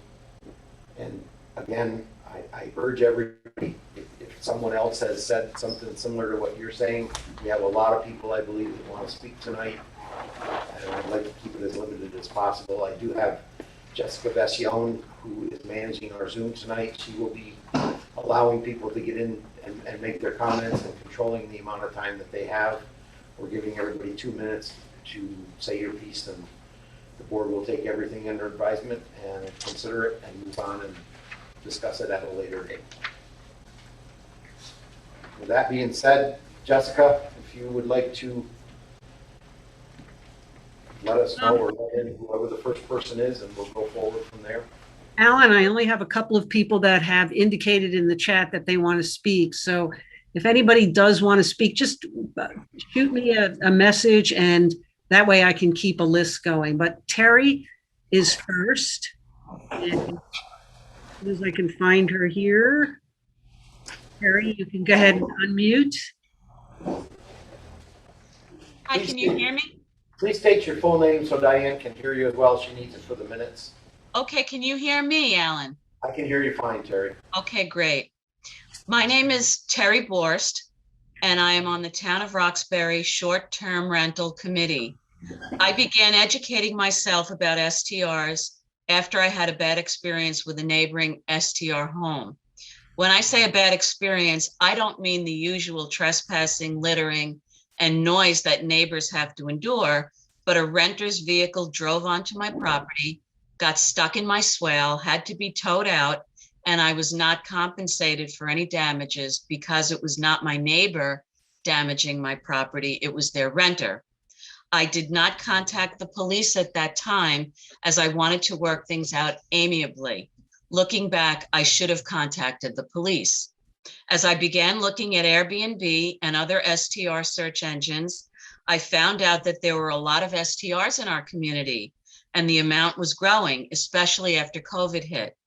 I also saw that what once began several years ago as second homeowners renting out their homes on weekends, it had added a different entity into the STR market. Commercial LLCs began purchasing housing for the sole purpose of STR rentals, and this in an area where housing is at a premium. No one on the committee has ever discussed a ban on STRs, but we can implement a simple registration and regulations that we can all live with. This is a small rural town, and most people who have chosen to live here do not want to see our neighborhoods unrecognizable in 5 years. I trust that we are all concerned for the health, safety, and well-being of all of the residents in the town of Roxbury. We cannot ignore this issue because it is not going away. The committee has received some very insightful input from the community, and I hope that we can continue to draft this proposed legislation and submit it to the board.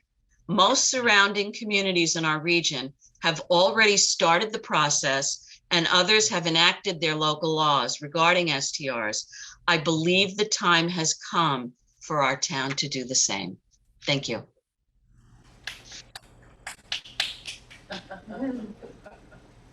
Okay, thank you, Terry.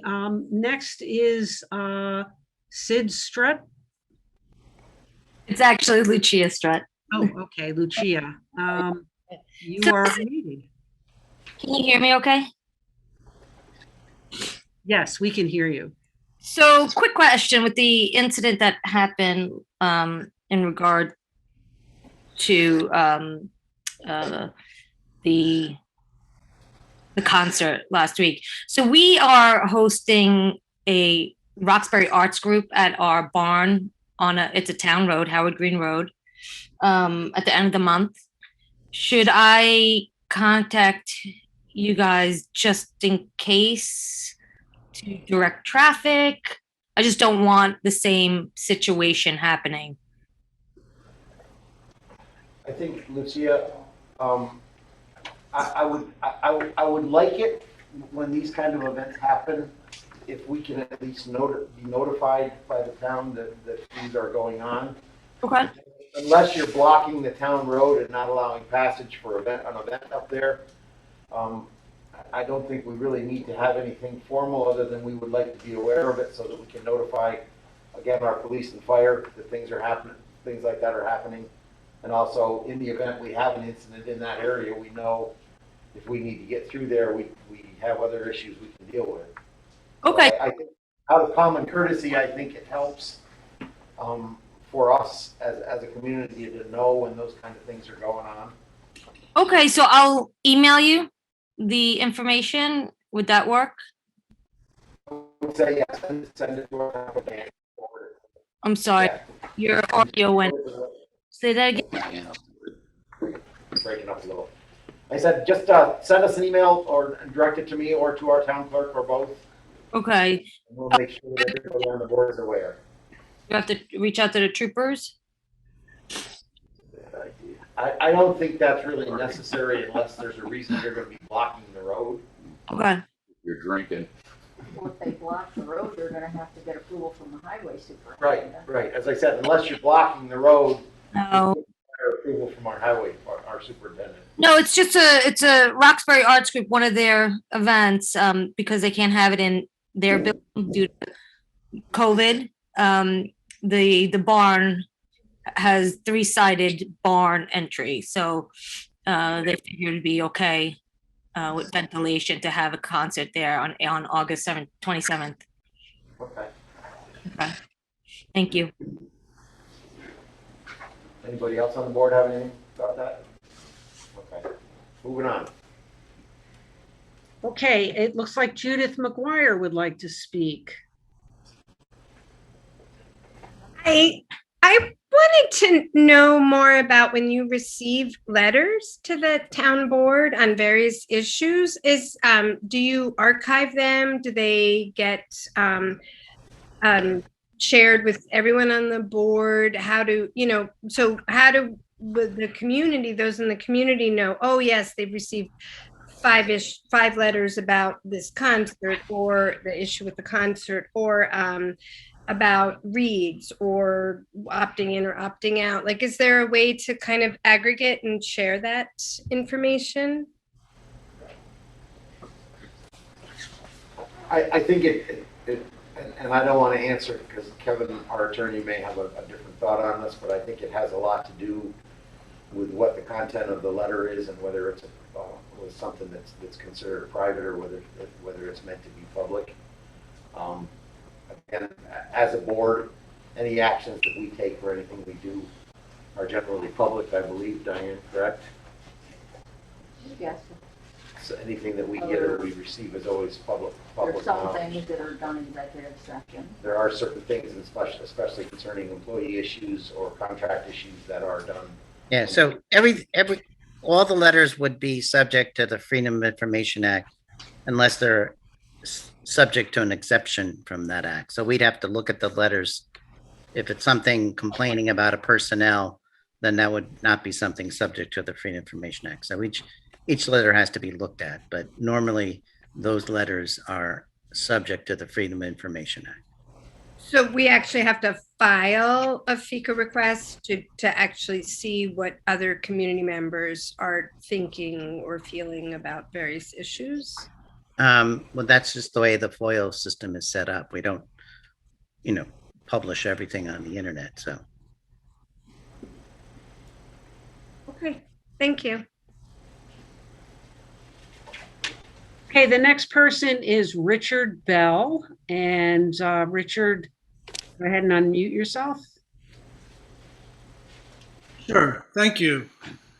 My name's Richard Bell, and I am a resident, a weekender who comes up quite often with my wife. We're up in Denver, and I just wanted to make a couple of comments about what happened last Saturday night and ask just one question or two.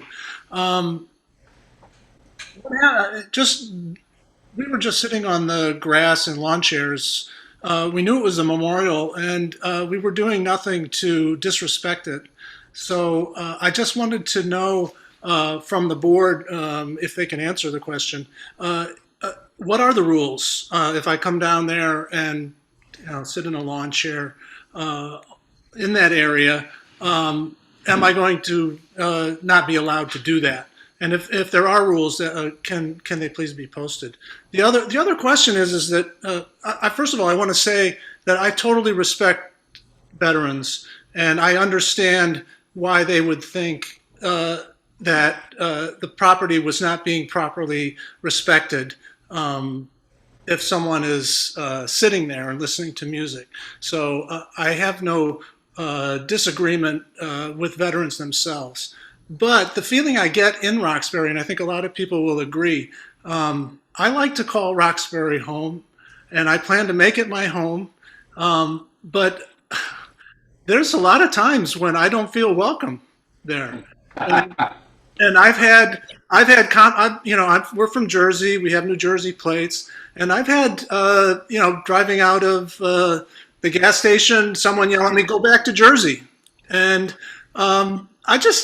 my feeling is that I'd really like to find a way in Roxbury for people who have been there a long time, who I totally respect, a chance for me to learn more about them. I'm just a weekender, so right now it's hard for me to connect. I mean, this is really the first time I'm able to connect with the town and the town board. But I'm just wondering if there is some way. I mean, I know with PEG, we've donated to Mark, and we try and connect with people when we're up there, but I don't want this to become an adversarial relationship between weekenders and people who have been in that area for a long time. There's a great deal of history there, which I think people need to be educated about. So I'll stop talking. I'd like to comment on that. Anybody on the board, Macker? You were an integral part of this whole situation.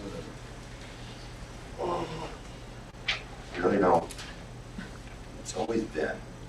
Speak up, so it's hard to. It's always been people are uncomfortable about moving here and coming here. There are locals and there are implants, and it's always been like that. I started out on the other end of the county 40 some years ago. Look at the way everybody treated me.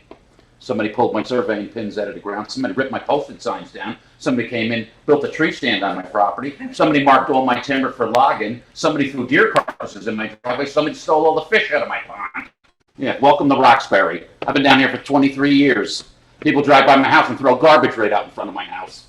Nobody seems to have to say anything to my face, though. So, he's right. People feel very unwelcome when they come to Roxbury. You're not the only one. My name's Mike McManus, 1151 West Settlement Road. There you go. So that's that, huh? Well, I think people need to know how to pay on both sides. Oh, you want to see my place? I bought the worst place on the road. And now I got one of the nicest places. People ride by and they're so fucking resentful it ain't funny. Bottom line, respect. Yeah, which it's very hard to get. From your parents or you didn't, and that's it. Well, I think, as I stated earlier concerning this, it's a law, and Main Street. And it continues. All night. And it continues.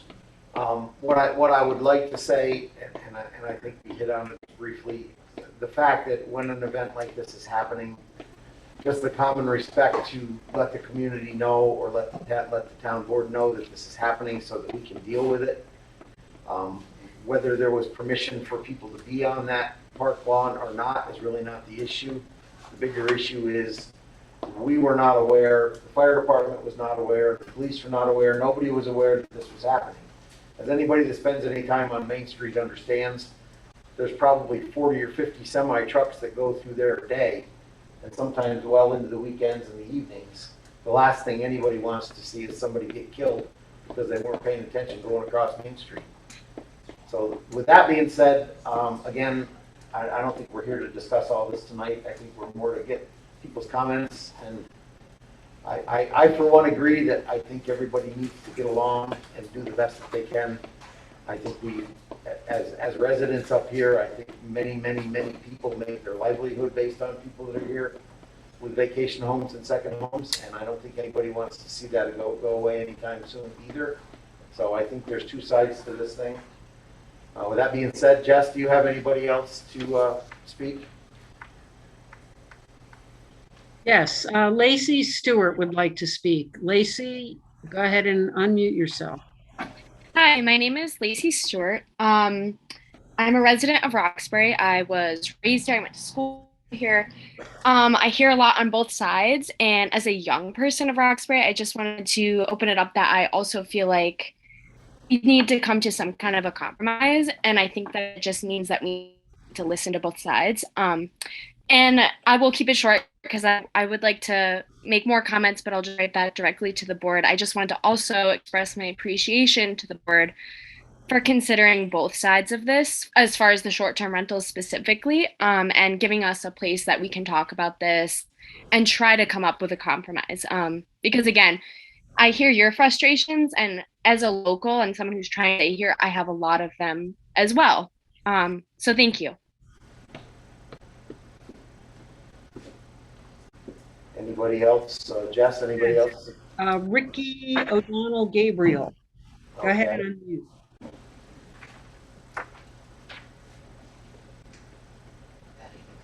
Okay. You're muted, Rick.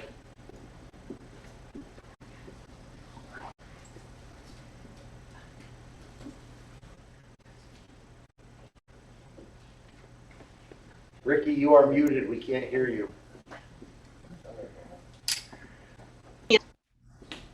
How's that? Can you hear me now? Now we can hear you. Thank you. All right. I recently heard about the Hughes Energy Project being on the borders of Roxbury and Prattsville. What kind of exposure has that got for Roxbury? I'm concerned about the environmental issues related to this. Is there anybody that can speak to this tonight, or is there a public hearing? We mentioned earlier in the meeting that at this point, this project is under the review of the DEC for a speedies permit. It really has not been given to the Roxbury Planning Board as far as a decision is made yet. The lead agency of this project is the New York State DEC, because this is involving a solid waste permit. Also, the Department of Environmental Protection from the city will be involved for a watershed wastewater type arrangement. There are a series of public hearings or public meetings coming up that are being posted by Hughes Energy, one on August 19th at 6 p.m. at the Prattsville Firehouse, and one on August 27th at 7 p.m. here at the Grand Gorge Civic Center. And these are informational meetings that are required by the DEC as part of their permitting process for the speedies permit for this work. So there is a long process with this. They've actually been working on this for over a year now. As I said, because the DEC has the lead agency status, they will manage and handle most of the public hearings. Other than we will, I believe, still have a public hearing once it gets to the level of our site plan review, which they're ongoing. So our planning board is reviewing progress as it goes along with it, but they have not been in the position to have to make a decision yet.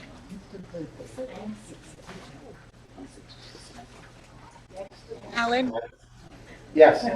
if I could just backtrack to the incident at Liberal Arts and the Veteran Memorial.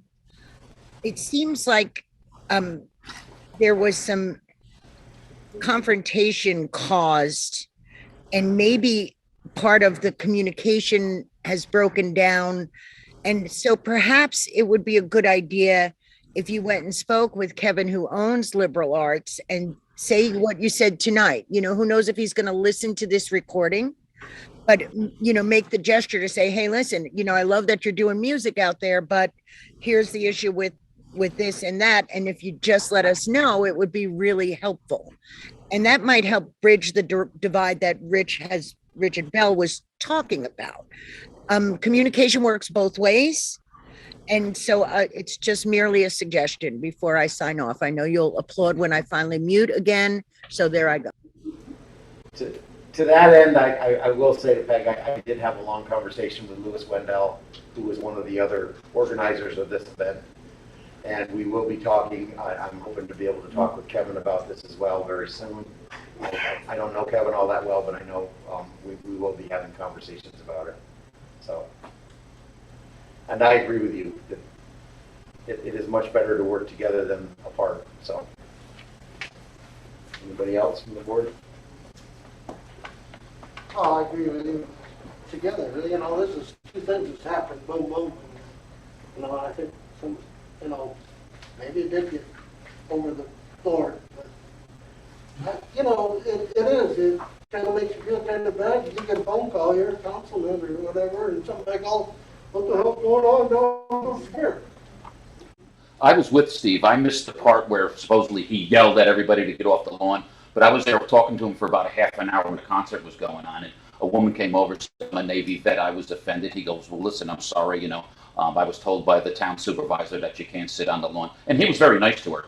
You know, he didn't flip out and scream at her or whatever. If you know Steve, Steve's a pretty decent guy as far as I'm concerned, in my opinion. So he was nice. He was nice to her. They had a civil conversation. There was no, you know, jabbering back and forth. So it seems to me though, maybe we're making a little more confusion, because it almost sounds like first you say it's state land, it's memorial, but then we just would like to know. So to me, as a common sense person, I hope, I would think if I'm orchestrating something, I would be responsible to see that there would be a place for those people, for it to occur, not for them to think, well, as long as they get permission, or let you know that then you will weigh it. They're going to need to know clear cut. Is that something in the future that they can use?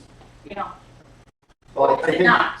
I think that's a Because in direction. a parade, you have to stop traffic. You Yes. don't let it continue from a safety viewpoint. Right. That's common sense. And I think common sense prevails in this matter, that I think everybody involved needs to work together to come to a solution that everybody can agree with, between the veterans and the people that are using the facility and the town board and everybody else. Again, we're not looking to try to deter things like this. I think it's wonderful to see that we have some new businesses in town, and we have some businesses that are interested in promoting things and doing that. I think it's a wonderful thing. But I think everybody's got to work together to make it reasonable, I guess is the best way to put it.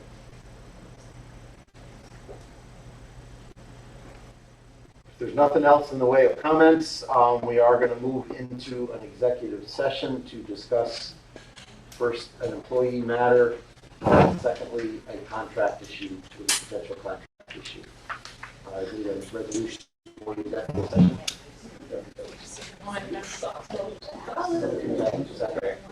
All in favor? Aye. Okay, we are now in what's that?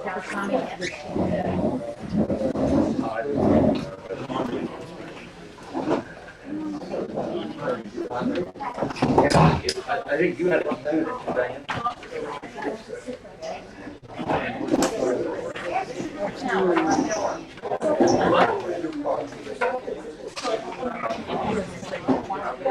The same way that you didn't know anything.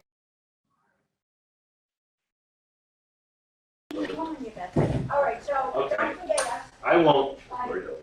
Jessica, if you want to drop off, you can. We just go through our resolutions. Just, or do you have to stay on to keep it recorded? Yeah, I have to stay on to record the whole meeting. Okay, we'll try to make this quick. Okay, that's all right. I'm doing other things too. Okay. I appreciate your patience. No problem. Okay, motion to go back in executive regular session from an executive session. Second. Second. All in favor? Aye. Aye. Well, no, who loves you? Who loves you? Not everyone laughed. Who loves you? Okay, resolutions. Resolution for town clerk monthly report, supervisor's monthly report, assessor's monthly report, building inspector's monthly report, water district's monthly report, justice court monthly report, and parks department status report. Make motion. I'll second it. All in favor? Aye. Denver sewer upgrade, we're not ready to do a resolution on that, correct? That's to do with the microfiltration units. We're not ready for that yet. The website RFP redesign, we talked last month, we did get several RFPs back. What I'd like to do is have a couple people, and myself, I'm glad to be involved, but if one other person from the board would like to be involved with me, Peg is also going to be looking into this.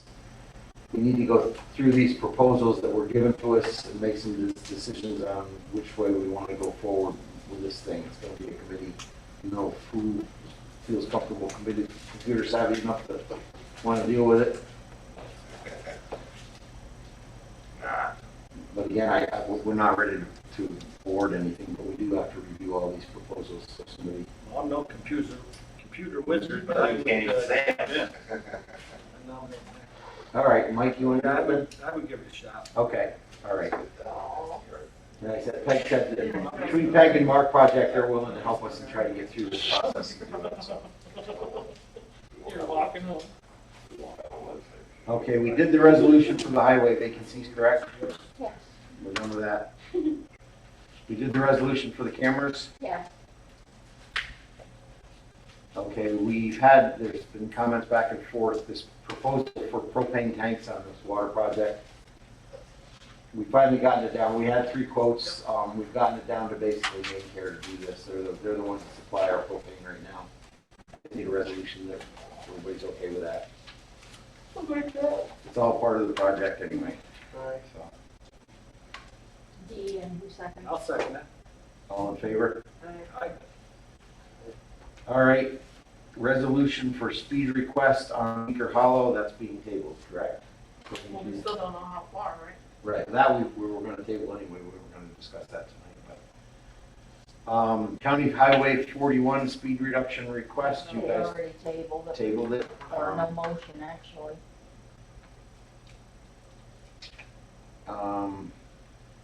Marijuana sales, I think we discussed, again, we're gonna do I don't know if we're ready to do a local law yet. No, you tabled it. Yeah, we need to table that, because we need to find out. Can, can I just on that issue, how do you want to, in other words, I'm just thinking of scheduling, so like, if you're going to do an opt-out, we would at least, we'd want to schedule, at our October meeting, want to schedule a public hearing on the law so that you could either vote in November or vote in December.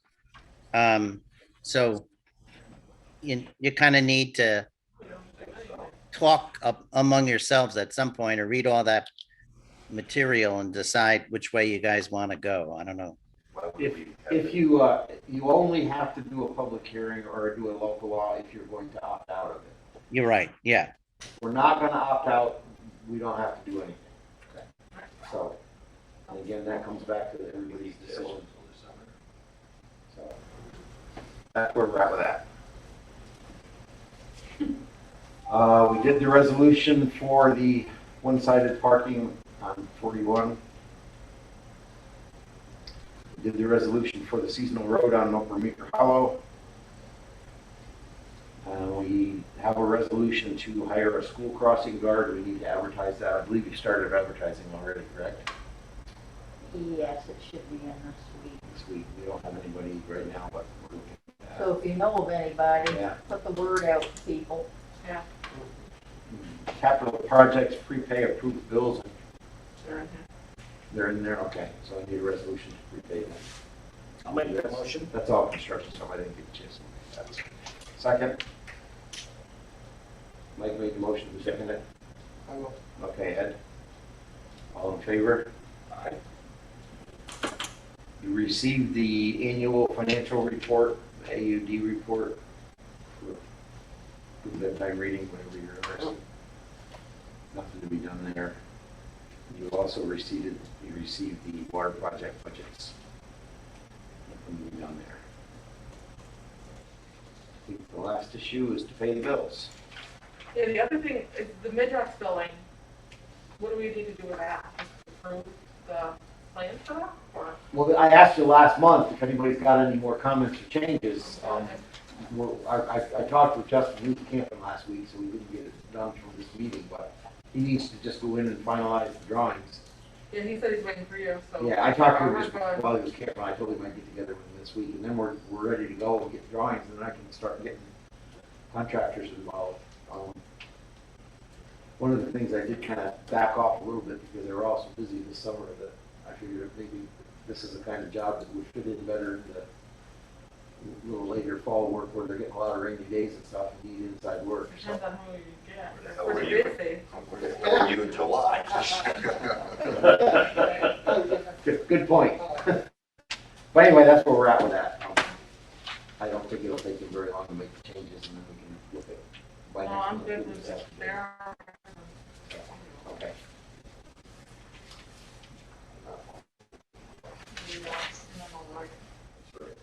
Yeah, you're not particularly comfy tonight. Yeah, it's been a long day. All right, that's all I got. Pay the bill. Pay the bills. Need a motion? I'll make that. I'll second it. All in favor? Aye. Motion to adjourn. Go ahead, Mike. I make a motion. Second. I have a reminder here to let everybody know that the budget officer needs her stuff by September 7th. That doesn't really affect any of us, that's all the departments. That's it. So it says personnel committee. Oh, yeah, personnel. For contract changes. We don't have a highway contract this year, but we have. What? For budget, for changes, increases, whatever, the highway. The contract amount, but everybody Steve, else. what is good. time do you have?